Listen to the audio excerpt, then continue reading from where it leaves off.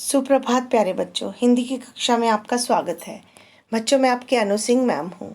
कल की कक्षा में हमने अपने अपने मनपसंद मौसम का चित्र बनाकर उसके बारे में 4-5 पंक्तियाँ लिखी। बच्चों, आप जानते हो मैंने आपको मौसम का चित्र बनाने क्यों दिया था? क्योंकि वह हमारे आज के पाठ से संबंधित है। बच्चों, पुराने ज़माने में हमारे बुज़ुर्ग जो हैं वो ग्रहों और नक्षत्रों से मौसम का हाल जान लिया करते थे। अभी मैं आपसे एक बात पूछूंगी, आप मुझे बताइए कि ज्योतिषी कौन होता है? ज्योतिषी अर्थात जो ग्रहों और नक्षत्रों को देखकर हमारे भविष्य के बारे में हमें बताता है।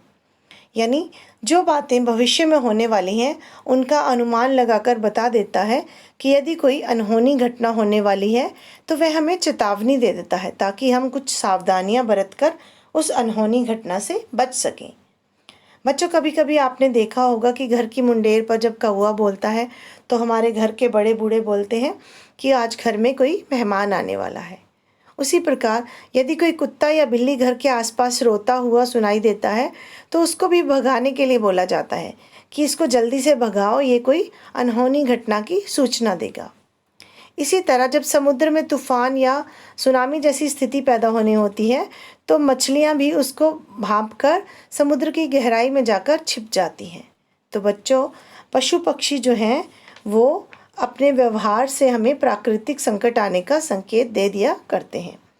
आज हम एक कहानी पढ़ेंगे, ज्योतिषी गधा, जो अपने व्यवहार से अपने मालिक को ये बता दिया करता था कि आज आंधी या तूफान आने वाला है। जब उसे ऐसा आभास होता तो वह अपनी पीठ अकड़ा कर खड़ा हो जाता और अपनी टांगों को दुबका लेता, अपनी पूंछ को अपनी टांगों में दुबका लेता और अपने रोंगटे खड़े कर लेता। ऐसे कांपने लगता जैसे उसे बहुत तेज़ बुखार चढ़ गया हो।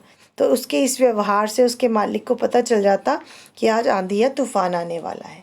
तो चलिए अपने अपनी हिंदी पाठमाला का खुलते पंख का पेज नंबर 61 निकालिए। आज हम एक कहानी पढ़ेंगे, ज्योतिषी गधा, जो कि इटली की कहानी है।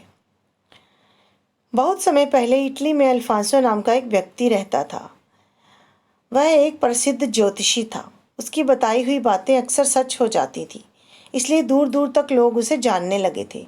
धीरे धीरे अल्फांसो को ये घमंड हो गया कि उसके समान नक्षत्रों को पढ़कर भविष्य बताने वाला कोई है ही नहीं। एक बार अल्फांसो अपने गांव गया। फसल की कटाई का समय था। फसल कटवाने और उसकी देखभाल के लिए अल्फांसो को कुछ समय गांव में ही रुकना पड़ा। एक दिन उसका पड़ोसी क्रिस्टियानो उसके पास आया। वह पाँव में खराबी के कारण चल फिर नहीं सकता था। वह अपने गधे पर बैठकर ही इधर उधर घूमता था। मक्का की फसल अभी अभी कटी थी। उसने अल्फांसो से कहा, देखो भाई, कुछ ही घंटों में मौसम खराब होने वाला है। तेज़ आंधी तूफान आने की संभावना है। तुम अपनी फसल किसी सुरक्षित स्थान पर पहुंचा दो। अल्फांसो ने आकाश की ओर दृष्टि उठाई और फिर हंसकर कहने लगा, कैसी अजीब बात करते हो तुम। आकाश में ना तो बादल का एक भी टुकड़ा है और हवा के नाम पर पत्ता तक नहीं हिल रहा। आंधी तूफान तो दूर की बात है। क्रिस्टियानो अपनी बात पर अड़ा रहा। वह बोला, मैं तो तुम्हारे भले के लिए ही कह रहा था। मेरी बात एकदम सच्ची है, तुम मानो या ना मानो। अल्फांसो ने अपनी दूरबीन से आकाश को निहारा। कुछ क्षण सोचता रहा, जैसे कुछ गणना कर रहा हो। फिर निष्कर्ष निकालता हुआ बोला, असंभव। जो तुम कह रहे हो मेरी सोच से वह संभव ही नहीं है। दोनों में काफी देर बहस होती रही। क्रिस्टियानो को लगा कि अल्फांसो उसकी बात मानने वाला नहीं है, तो वह वहां से चला गया। थोड़ी देर बाद ही आकाश में बादल छा गए और हवा चलने लगी। देखते ही देखते भयानक तूफान, आंधी और तेज बारिश होने लगी। बारिश इतनी तेज थी कि गांव के पास नदी में उफान आ गया और पानी किनारों को तोड़कर बहने लगा। बारिश और बाढ़ से अल्फांसो की सारी फसल बह गई। बच्चों, आज हम इस पाठ को यहीं तक पढ़ेंगे। अभी मैं आपको इस पाठ के कठिन शब्दों का चित्र भेज दूंगी। उसको आपने अपनी अभ्यास पुस्तिका पर सुंदर सुंदर अक्षरों में लिखना है। तो बाकी का पाठ हम कल पढ़ेंगे।